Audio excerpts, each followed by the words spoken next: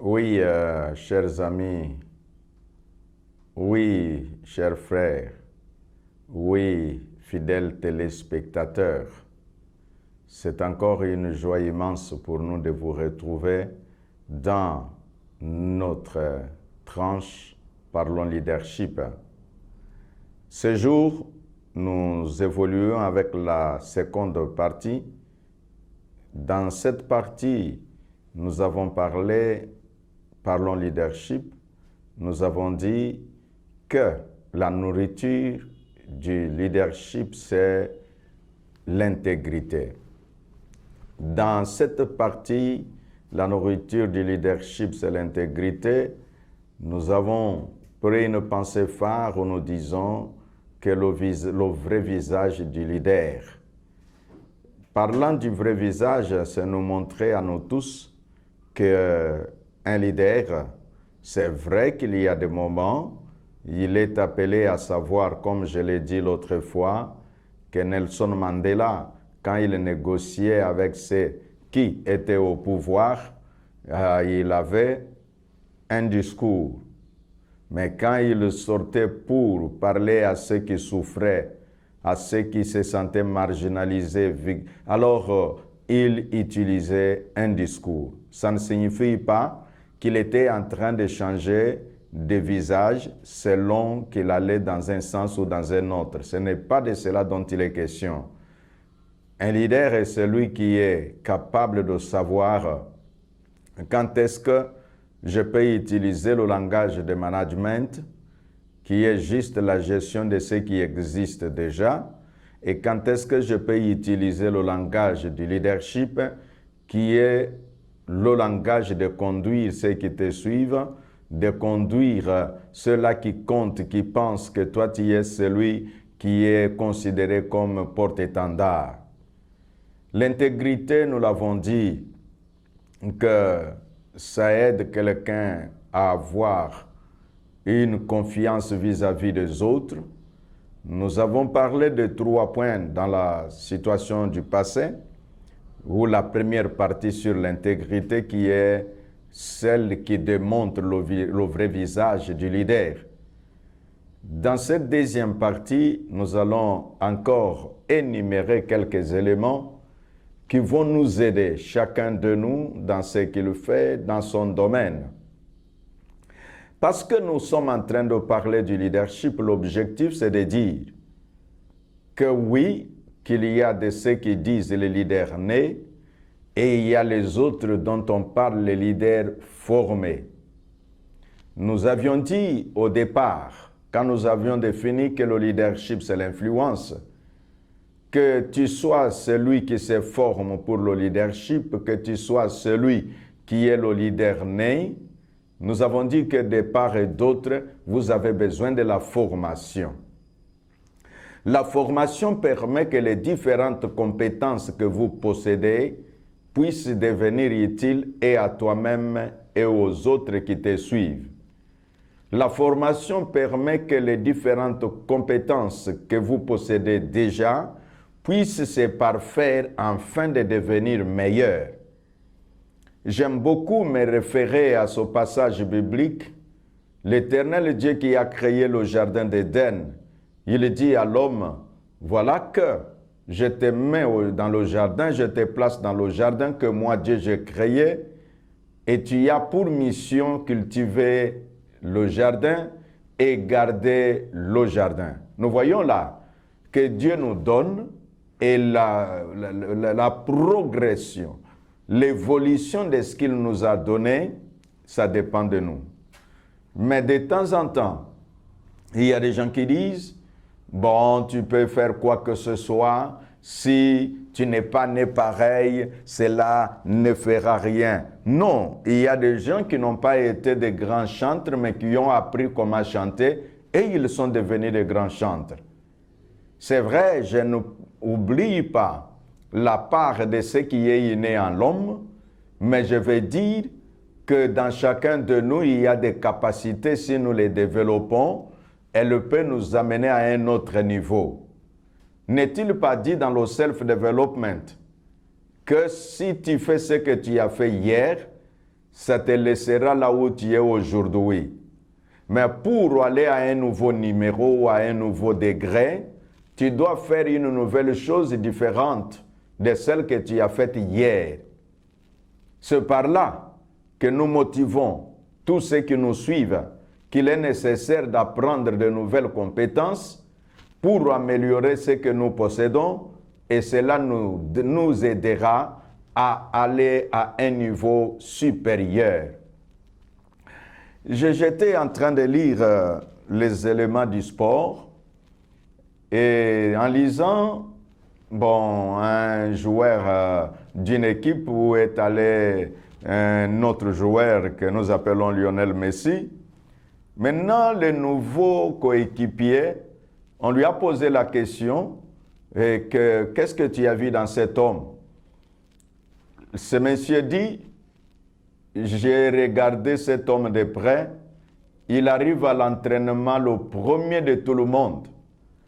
Et en voyant son niveau, on ne pouvait pas savoir qu'il peut toujours avoir un engagement de ce genre. Et j'ai compris que c'est pourquoi il se maintient à un meilleur niveau. Donc je voulais dire que dans notre livraison de l'autre fois, nous avions dit que parfois le bon est l'ennemi du meilleur.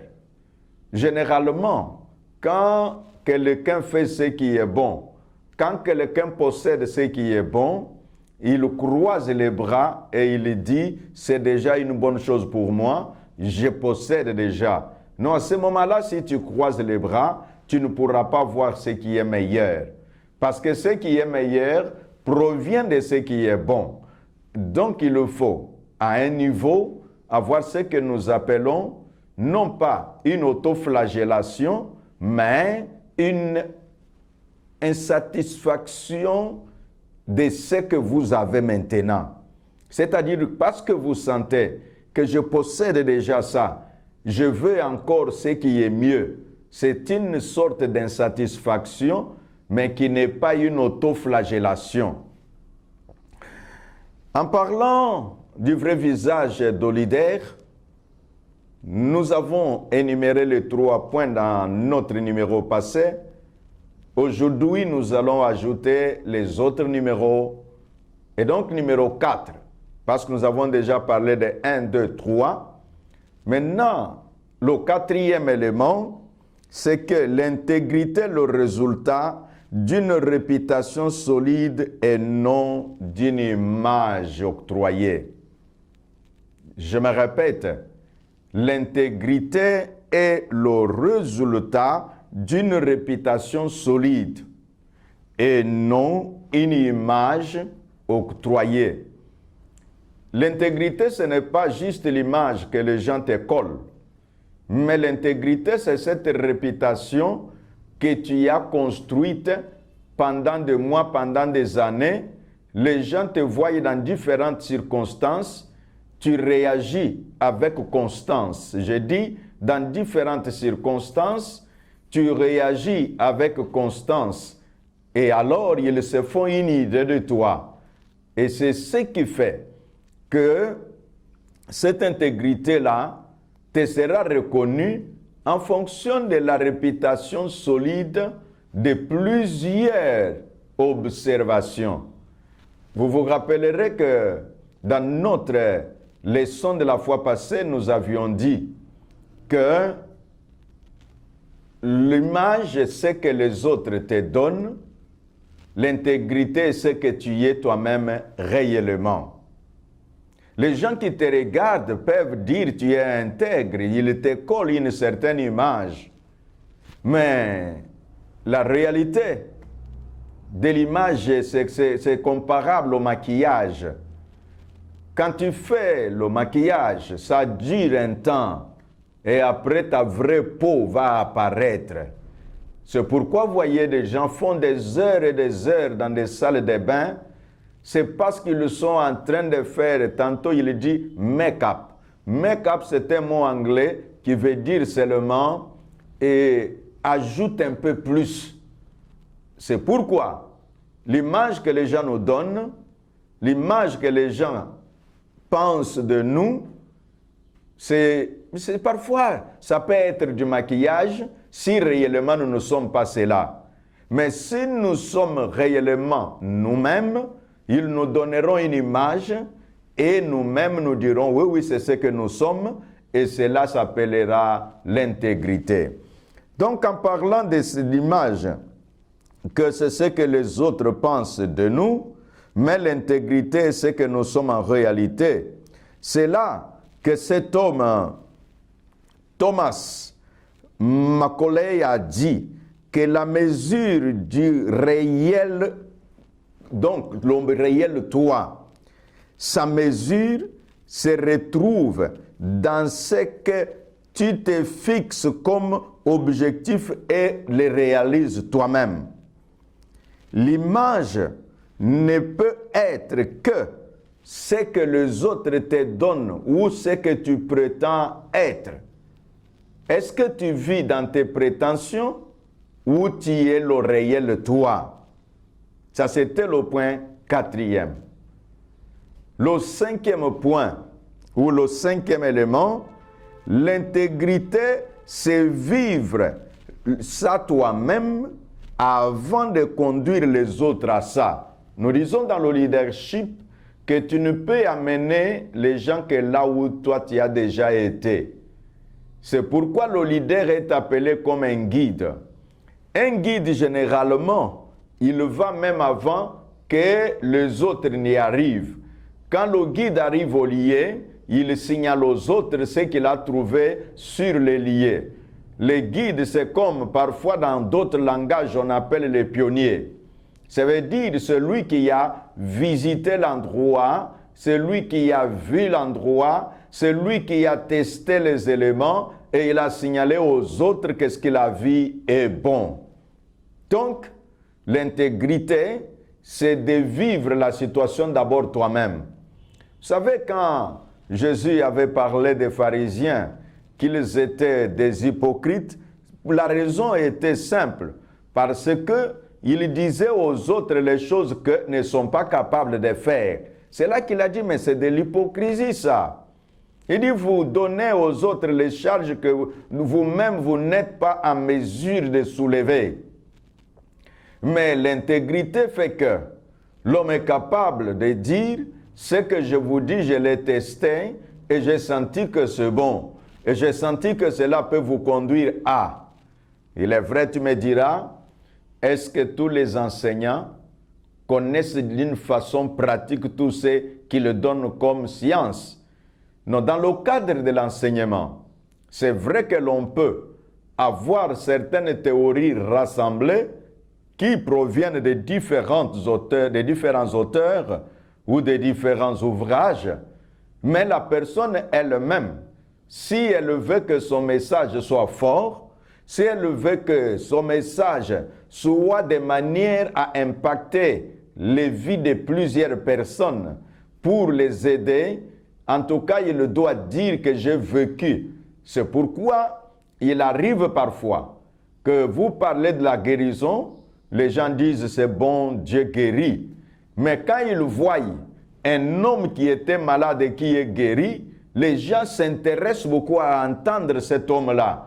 Pourquoi? Parce qu'ils savent que lui-même a senti ça, lui-même a vécu ça, et donc il est en mesure de nous dire la vérité, et cela peut nous donner de l'espoir que ce qu'il a eu, nous aussi, nous sommes en mesure de l'avoir. Voilà pourquoi, dans le leadership, on a toujours dit que tu es leader dans quel domaine. C'est pour ne pas être leader dans tous les domaines, c'est difficile. Il y a toujours un domaine que l'on te reconnaîtra, que dans tel domaine, en tout cas, il maîtrise un peu les différents éléments. C'est pourquoi les gens enseignent et ils disent que l'expérience est le meilleur enseignant. Pourquoi on dit que l'expérience est le meilleur enseignant?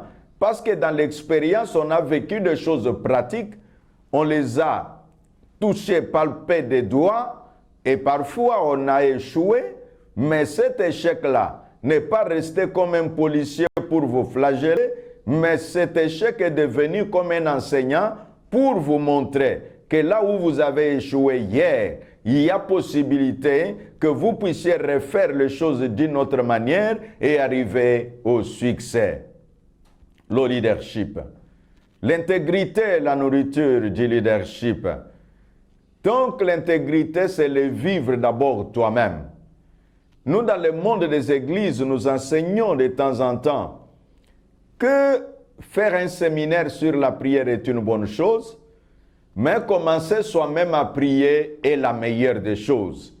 Parce que quand toi-même tu pries assez, dès que tu dis aux gens prions, les gens diront oui, lui-même prie beaucoup. Mais si c'est juste parce que tu as lu un passage biblique, prier sans cesse, et alors, mais on ne te voit pas où est-ce que tu pries toi-même sans cesse, là, ça peut faire en sorte que les gens doutent de ta théorie, que les gens peuvent même douter de ton enseignement en disant il enseigne aux autres les choses dont lui-même n'est pas capable de pratiquer. Nous disons que l'intégrité, c'est le fait de le vivre d'abord soi-même avant de chercher à conduire là-bas. Sinon, l'on sera comme un aveugle qui conduit les aveugles et tous tomberont dans un puits.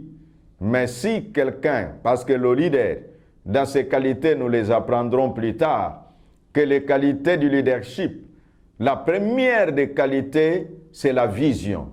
C'est-à-dire le leader voit avant les autres. Le leader voit là où il va. C'est ce qui fait qu'il est capable de dire à ceux qui suivent que voilà là où nous allons. Et quand on a vu, on est en mesure de dire exactement ce que l'on a vu. Mais quand on a copié, on ne sera pas capable d'expliquer la copie parce que ça ne provient pas de toi. Ce sont des éléments que tu as juste ramassés, que tel a dit, et toi aussi tu as reproduit. Mais si c'est toi qui as vu, tu diras aux gens, écoutez mes amis, je vous dis ce que j'ai vu. C'est comme ce monsieur-là qui avait recouvert la vue à l'époque de Jésus. Quand on lui demandait s'il peut faire un enseignement sur Jésus, il a dit non, moi je ne sais pas vous enseigner qui est Jésus. Mais si vous me demandez un enseignement, je vous enseignerai comment j'étais aveugle et que maintenant j'ai vu. Et il leur dit, tout ce que je sais. Si vous dites que cet homme-là est un pécheur, moi je ne connais rien. Vous me dites que, oh voilà, il a existé un certain Moïse. Moi je ne connais pas vous enseigner Moïse. Mais le meilleur enseignement que je possède est que moi là, j'étais aveugle et maintenant je vois. Tu vois comment l'intégrité fonctionne. Donc il dit ce qu'il a vécu, il raconte ce qu'il a vu et il est tellement sûr que même en pleine nuit ou en pleine obscurité, il est capable de redire la même chose. Nous avons dit que l'intégrité, c'est être la même personne, quel que soit l'endroit où vous vous trouvez. Donc, le cinquième point ou le cinquième élément, nous avons dit, l'intégrité, c'est faire d'abord soi-même et après conduire les autres. Le sixième élément, l'intégrité aide le leader à être crédible au lieu de faire le malin. L'intégrité aide le leader à être crédible. En parlant de la crédibilité, nous avons fait mention aussi de cela. Dans des pays où on accorde les crédits bancaires, bon, je sais même chez nous, on en accorde, mais sous d'autres cieux, on teste la personne. On lui dit, donne un peu de ton argent à la banque et la banque va t'aider comment tu vas gérer. On va voir la façon dont tu vas gérer. Si tu as bien géré les $500, et alors la banque te dira, bon, nous voyons que tu es à mesure de gérer $1000. On ne peut pas, parce que tu dis, je possède $1000, alors donnez-moi $10,000. Non, ça ne marche pas. Dans d'autres pays, ça ne marche pas comme ça. Tu dois prouver comment tu es crédible. Et à des moments même, quelqu'un peut avoir beaucoup d'argent, mais s'il dit qu'il n'a jamais pris le crédit et on lui dit que toi, tu n'es pas crédible. Pourquoi? Parce que tu n'as pas une histoire. Il faut que tu nous dises, oui, j'avais pris un crédit dans telle banque, j'ai remboursé ce crédit-là. J'ai pris un autre crédit, j'ai remboursé, alors le banquier dira, voilà un homme crédible. C'est là que nous disons que l'intégrité du leader, ça l'aide à être crédible au lieu de faire le malin. Que signifie faire le malin? Un leader sincère ne fait pas trop de propagande sur sa sincérité parce que cela se fera remarquer clairement dans son vécu quotidien. Donc tu n'as pas besoin de dire matin, midi, soir, quand tu passes à la télé, tu dis « Moi, je suis crédible comme vous me voyez là. Moi, je ne suis pas comme les autres. » Et généralement, quand les gens parlent comme ça, on dirait qu'il veut faire le voleur qui crie au voleur. C'est-à-dire, il se reconnaît voleur, mais pour que les gens ne le regardent pas, il dit « Voilà, le voleur est là. » C'est comme ça avec la crédibilité. Donc, il ne faut pas faire le malin, il faut se le mettre intègre, ça va te donner la crédibilité. Ainsi, vous êtes leader. Je ne sais pas dans quel domaine vous vous réclamez être leader. Est-ce dans le domaine politique? Est-ce dans le domaine ecclésiastique? Est-ce dans le domaine des affaires? Sache que l'intégrité est un élément nécessaire qui puisse te donner la crédibilité dans ton domaine-là, au lieu de faire le malin.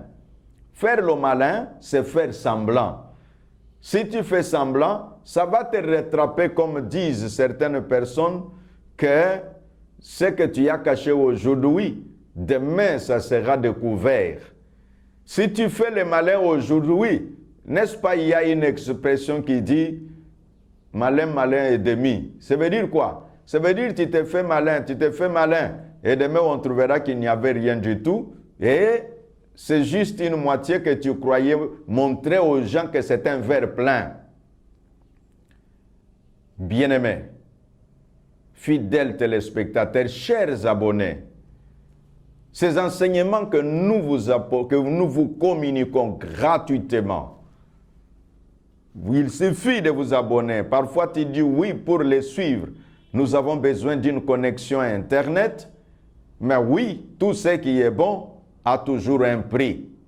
Parce que je crois que c'est bon. C'est pourquoi je te dis qu'il est bon que tu puisses te connecter et de suivre ces enseignements en temps utile et les suivre d'une façon bien progressive. Ça te permettra d'avoir les données bien structurées en toi et ajuster là où c'est ajustable. Si les informations que nous donnons, tu les possèdes déjà, oui, c'est une bonne chose. Parce que tu les possèdes, tu sauras les assimiler et de dire, OK, ce que je possède là, est-ce que je les mets en pratique ou bien je dis seulement, oh, je connais déjà. Connaître est une chose, mettre en pratique en est une autre. Mais pour monter de degrés, il faut connaître et mettre en pratique. Donc l'intégrité aide le leader à être crédible au lieu de faire le malin. C'est le 6e élément dans ce que nous disons le vrai visage du leader. Le 7e élément, l'intégrité est acquise par de dures réalisations. Comme qui dirait, si quelqu'un te demande comment quelqu'un peut avoir l'intégrité, tu lui répondras, en tout cas, ce n'est pas quelque chose qu'on va te donner du tic au tac. L'intégrité n'est pas du prêt-à-porter. L'intégrité n'est pas l'instantané de dire oui, j'ai suivi un enseignement sur l'intégrité, donc je suis intègre. Non, ça ne se passe pas comme ça. C'est en fournissant différents efforts, en voyant dans ton comportement, dans ton vécu de tous les jours, que tu pratiques. Tu vas à un endroit, tu vas à un deuxième, tu vas à un troisième niveau et tu es en train de construire sur des choses parfois Je donne un exemple. Tu penses que si je peux mentir cet homme, je vais lui prendre 1000 dollars. Maintenant, tu te dis, quand je vais le mentir aujourd'hui, mais quand il découvrira que les choses que je lui ai racontées, c'était des mensonges, que deviendrai-je à ses yeux? Et déjà par ta conscience, tu te dis, non, je ne saurais pas lui raconter des mensonges. C'est comme dans le monde de l'Église. On déconseille toujours, même Dieu parle aux prophètes de ne pas donner de fausses prophéties. Parce que tu peux raconter les histoires, Dieu m'a dit aujourd'hui, mais quand demain l'on comprendra que Dieu ne t'avait rien dit, ce sont tes propres idées que tu étais en train de raconter aux gens. Automatiquement, personne ne te fera plus confiance. C'est comme quand on parle dans le monde des miracles. Si quelqu'un n'a pas été guéri, quelqu'un a été guéri, entre guillemets, de maux de tête, et toi, tu présentes cet homme qu'il était atteint de coronavirus, et c'est là qu'il a reçu la guérison, il n'y a pas d'intégrité dans ça, parce qu'on te découvrira. Même le jour que quelqu'un sera guéri réellement de coronavirus par ta prière, les gens diront, il nous a toujours raconté des choses qui sont ramassées, les choses qui sont fabriquées. Et donc l'intégrité ne se fabrique pas, l'intégrité n'est pas de l'instantané, l'intégrité n'est pas du prêt-à-porter, l'intégrité se construit par des dures réalisations. Les gens qui t'ont vu refuser de ne pas mentir parce que tu as besoin d'être réel. Parce que celui qui ment, c'est quelqu'un à double visage. Il présente ce qui est faux et il dit que c'est vrai. Et demain, ça c'est menté, il en restera quelque chose, disent les Français. Intégrité, la nourriture du leadership. Donc tu veux accroître ton influence en tant que leader, apprends à être intègre, apprends à être réel. Ici, quand nous avons dit que l'intégrité, c'est être soi-même, au lieu de juste t'accrocher à l'image que les autres te donnent, je ne veux pas dire que le leader doit ne pas maintenir son image. Non, non. D'ailleurs, l'intégrité te donne une certaine image. Les gens qui te voient, avant que tu n'aies ouvert la bouche, on sait déjà, ouais, non, cet homme-là, quand il parle, il faut l'écouter. Parce qu'il ne raconte pas n'importe quoi. Voilà, ils ont déjà une certaine image de toi. Mais tandis que quand toi-même tu fais le malin, donc les gens vont tenter de te donner une certaine image bonne, mais en réalité, quand on s'approchera, on dira non, ça n'a été qu'une image, ça n'a pas été lui-même réel. Le réel, lui, c'est un menteur. Le réel, lui, c'est un corrupteur. Le réel, lui, c'est un corrompu. Le réel, lui, c'est un homme qui fait des demi-vérités. Mais un leader est celui qui manifeste l'intégrité. Laisse que là où nous ne sommes pas capables de pratiquer l'intégrité, Dieu nous donne les capacités. Abonnez-vous. Faites abonner les autres. MS TV, le leadership, c'est nous. Que le leader qui est en toi se réveille. Parce que chacun de nous influence toujours quelqu'un quelque part. Et nous l'avions dit, le leadership, c'est l'influence. Je suis votre frère et humble serviteur, l'évêque Ejibayama Pia Évariste. Et par si j'ai dit, parlons leadership, c'est votre émission. Que Dieu vous bénisse.